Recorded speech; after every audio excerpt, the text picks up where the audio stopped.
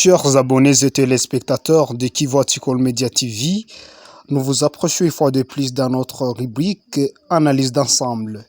Aujourd'hui, parlons de la marche de l'opposition politique prévue dans la ville de Kinshasa ce mercredi 27 décembre 2023. Laquelle marche cadre avec la contestation des scrutins issus des élections du 20 décembre 2023. Malgré être des élections inclusives, l'opposition conteste les irrégularités.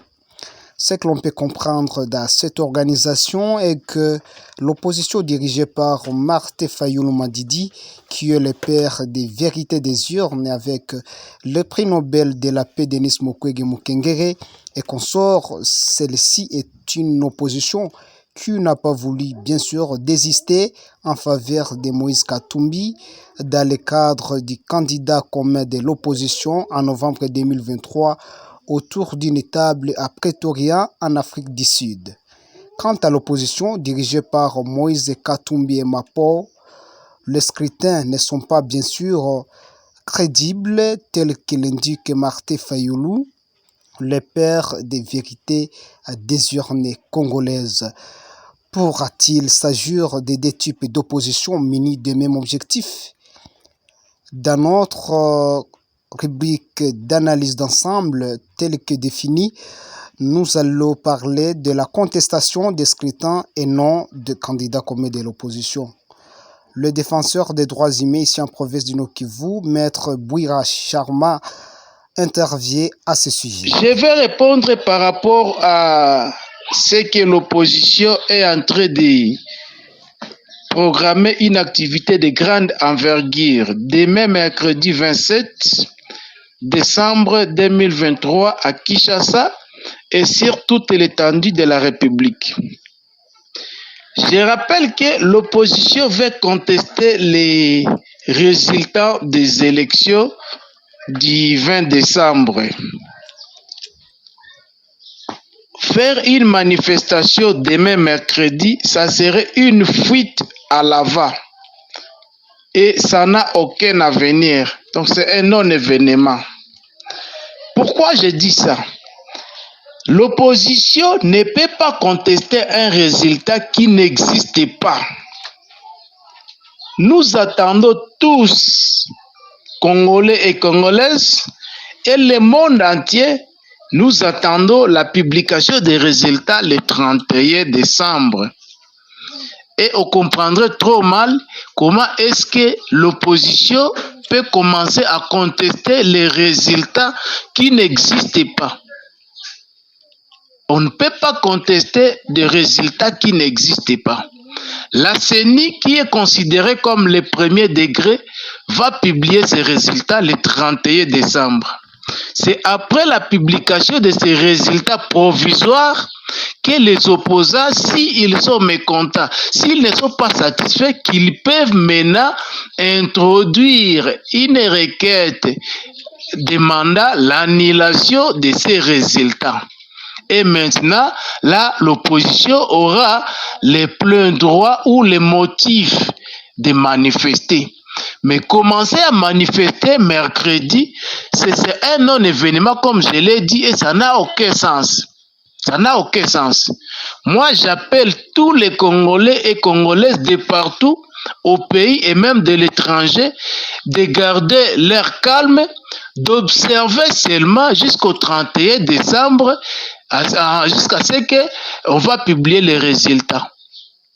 Donc la marche de demain n'a pas son sens. Merci, messieurs les journalistes. Voici ce que je voulais dire en bref. Eh bien, cet intervenant, Maître Bouira Sharma, analyse la marche de l'opposition comme un non-événement, étant donné qu'elle conteste ce qui n'est pas encore publié par l'institution démocratiquement appropriée et spécialisée, entre autres la Commission électorale nationale indépendante CENI.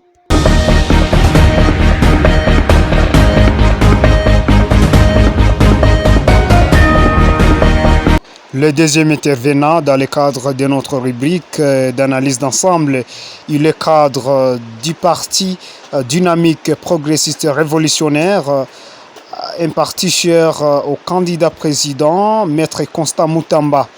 Issu de la province de Kivu, Il est un acteur politique et s'appelle Ombeni Malengo Delphin.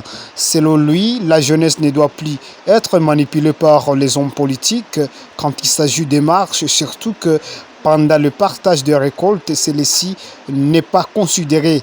Suivez Ombeni Malengo Delphin dans cette intégralité. Merci beaucoup, monsieur le journaliste. Moi, je ne suis pas d'accord avec la politique de sacrifice. Je ne suis pas en train de voir comment, pour justifier les erreurs des uns et des autres, les gens voudraient à tout prix brûler la RDC. Le scrutin qui a été organisé a connu beaucoup d'imperfections que tout le monde a reconnues, mais jusqu'au stade actuel, on ne peut pas dire que l'on peut décider de brûler la RDC. La RDC reste le Congo de nous tous, reste le trésor des Congolais qu'il nous faudrait protéger. Le résultat tel qu'il est en train d'être publié progressivement par la CENI, nous sentons qu'au niveau présidentiel, il n'y aurait pas à discuter, il n'y aurait pas beaucoup à nous inquiéter, sauf les camps de la députation nationale, et provinciale et municipale, où il y a eu en tout cas beaucoup de couacs, lesquels, si besoin de corriger les choses, seraient entre les acteurs politiques discutés, sans cela tenter de brûler encore la RDC comme certains gens tentent de le faire régulièrement. Je ne suis pas d'avis que pour justifier les erreurs des uns et des autres demain, on invite encore une jeunesse à la fois victime de cette façon dont le politicien congolais pense l'agir politique dans notre période, mais aussi lequel on prend pour acteur encore des troubles que l'on veut engager pour demain à Kinshasa. Et c'est ce que moi je condamne régulièrement. Je ne voudrais pas en tout cas que si la jeunesse pouvait m'accepter, elle puisse se laisser utiliser pour des faits inavoués de politiciens qui, lorsqu'il s'agit de sacrifier, ou il s'agit de sacrifices politiques, on appelle la jeunesse. Lorsqu'il s'agit parfois de l'armée, on appelle la jeunesse. Mais lorsqu'il s'agit de la jouissance du bienfait ou du trésor, qui est notre Congo, on va vous dire que la jeunesse n'est pas expérimentée, ils n'ont pas d'expérience et qu'on sort. Moi je pense, j'en appelle à ceux qui sont miens de pouvoir refuser, en tout cas de se laisser manipuler par ces gens habitués à sacrifier la jeunesse. Merci de nous avoir suivis de plus près. Abonnez-vous sur votre chaîne si vous ne l'êtes pas encore. Et surtout, n'oubliez pas de partager la réalisation.